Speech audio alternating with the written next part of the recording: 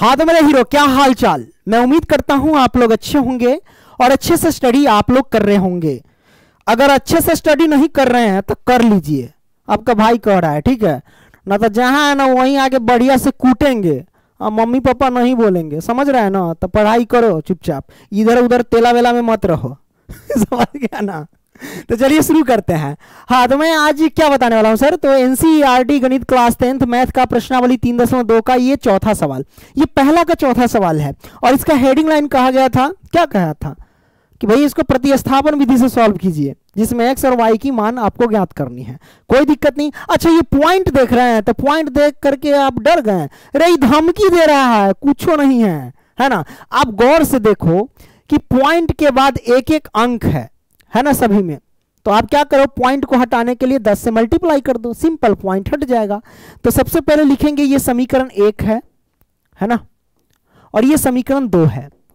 आप क्या करो, समीकरण 1 एवं समीकरण 2 में 10 से मल्टीप्लाई करने पर ऐसे लिख दो, है ना। तो वो पॉइंट हट जाएंगे, जो धमकी दे रहा है आपको वो धमकी नहीं पड़ेगा, ठीक है। तो हम यहां पे लिखेंगे समीकरण 1 एवं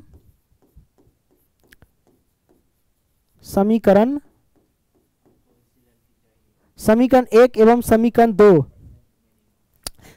अगर 1% भी किसी की है तो 99% हमें नहीं चाहिए। सॉरी वीडियो में बोल दिया हूं, इधर है एगो लफंदर बैठा हुआ बीच बीच में कुछ ना कुछ कहता रहता है, ठीक है, लेकिन मजा आता है ना।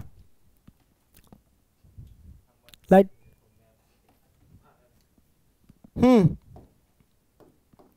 तो समीकरण 1 एवं समीकरण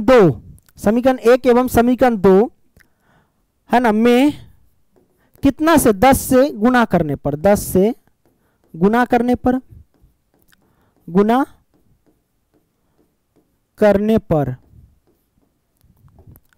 अब क्या करेंगे सर, तो समीकरण 1 इसमें भी 10 से मल्टीप्लाई कर दो। जब 10 से मल्टीप्लाई करेंगे तो ये 2x होगा, राइट। आप कहोगे कैसे, अरे मेरे भाई 0.2x में आपको गुना करना है 10 से, दशमलव हटाएंगे तो दशमलव के बदले 1 बढ़ता है, दशमलव का जितनी अंक उतनी जीरो, तो एक अंक है तो 1 जीरो। अब 10 से 10 कट जाएगा तो 2x बचेगा ना, तो आपने देख लिया 2x हो जाएगा। और प्लस में ये हमारे पास उसी तरीके से 10 से इसमें मल्टीप्लाई करेंगे तो ये हमारे पास 3y हो जाएंगे, बराबर 1.3 में 10 से गुना करेंगे तो ये 13 हो जाएंगे, है कि नहीं। तो मैंने गुना कर दिया। अब इसका नाम रख देते हैं, ये हमारे पास समीकरण हो जाएंगे 3 हो जाएंगे, है ना। अब देखो सर ये दूसरा है, इसमें भी 10 से मल्टीप्लाई कर देंगे तो ये 4x हो जाएंगे, अब प्लस में ये 5y हो जाएंगे, बराबर में ये 23 हो जाएंगे, है ना। तो ये हमारे पास हो जाएंगे समीकरण 4 यानी चौथा, है कि नहीं। अच्छी बात है। अब क्या करेंगे सर, इसमें भी x की वैल्यू निकाल लो और इसमें भी x की वैल्यू या फिर y की वैल्यू किसे निकाल सकते, कोई दिक्कत नहीं है। अगर पहले y की वैल्यू निकालेंगे तो y का मान ही आएगा।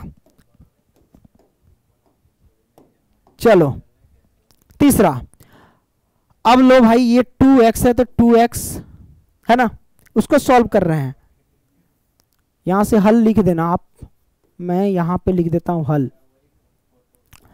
2x प्लस के 3y बराबर 13, यहां से सॉल्व करेंगे तो 2x बराबर 13 प्लस का 3y, ये पक्षांतर किए माइनस का 3y, इसीलिए x बराबर कितना हो जाएगा 13 माइनस के 3y और बटा में हो जाएंगे 2। ये मैंने कर दिया, है ना। तो ये आ जाएगा हमारे पास समीकरण, इसको हम मान लेते हैं 5, हमने 5 मान लिया।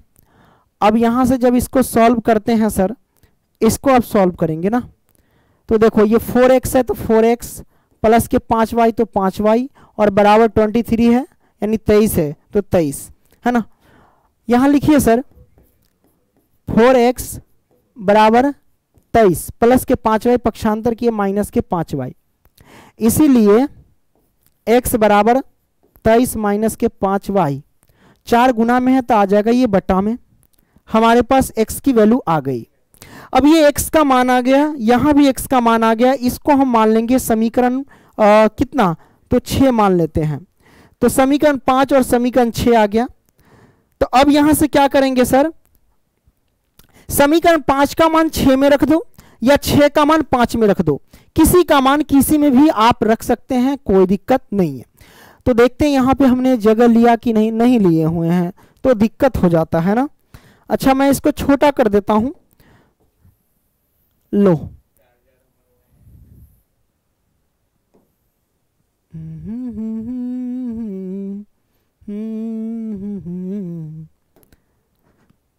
चलो ये मैंने कर दिया। अब आपके पास जगह आ गया, काफी ज्यादा स्पेस है मेरे पास, अब यहां से हम सॉल्व कर सकते हैं, है ना। लिखेंगे समीकरण 5 का मान समीकरण 6 में रखने पर, 6 में रखने पर राइट। तो चलो लिखते हैं समीकरण 5 का मान समीकरण 6 में रखने पर। तो 5 हमारे पास क्या है सर, है ना, 5 ये है और 6 में रखना है, तो यहाँ पे डायरेक्ट पुट करते हैं। देखो ये x की वैल्यू जो भी है इसमें पुट कर दो x के जगह पे, तो x के जगह पे ये पूरा मान रख देते, कितना 13 माइनस के 3y और बटा में 2। अब क्या करेंगे, बराबर में ये रख देंगे 23, है ना, कितना 23 माइनस के 5y और बटा में 4, ये मैंने कर दिया। अब यहां से क्या करेंगे सर, देखो इसको काट दो, 2 दूनी 4, तो ये मैंने काट दिया इधर एक मर्तबे। अब आर पार गुना कर लो ना, क्रॉस मल्टीप्लीकेशन, है ना। तो अगर हम 2 से 13 में गुना करेंगे तो 13 दूना 26 हो जाएगा, माइनस में 3 दूना 6y हो जाएगा, बराबर में ये 23 माइनस के 5y, है ना।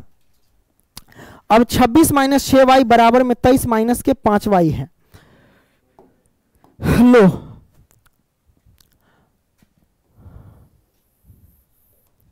हाँ,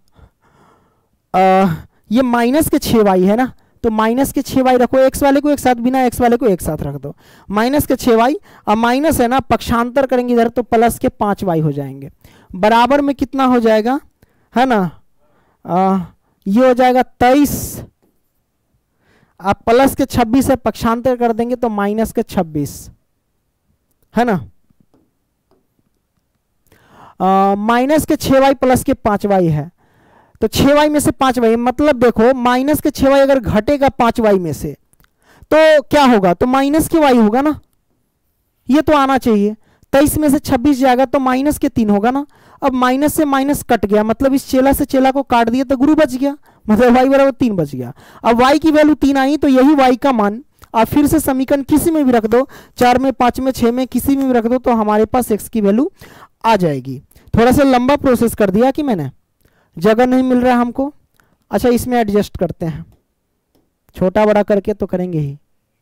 लिखेंगे और y का मान जो है समीकरण किस में रख दे ताकि ये जल्दी बन जाए। मैं देखता हूं सबसे आसान समीकरण देखता हूं, नहीं सब तो ऐसा ही है, 5 में रख देते हैं, क्या दिक्कत है 5 में रखने पर, 5 में रखने पर। तो मेरे भाई 5 ये है, 5 दिया गया x बराबर 13 माइनस के 3y, है ना, और बटा में 2। अब 13 माइनस के 3 गुने में y के जगह पे कितना हो जाएगा 3 हो जाएगा, और बटा में 2 है तो 2। 13 माइनस के 3 तिया 9 और बटा में 2। देखो 13 में से अब फिर हम 9 घटाएंगे तो 9 4 13 4 होगा, बटा में 2, 2 दूनी 4 काट दो, तो हमारे पास क्या होगा, x का मान जो आ गया ना वो 2 आ गया। ये दिख रहा है कि नहीं दिख रहा है, कॉर्नर पे दिख रहा होगा। देखो x का मान 2 आ गया, y का मान 3 आ गया, ये हमारा सॉल्व हो गया।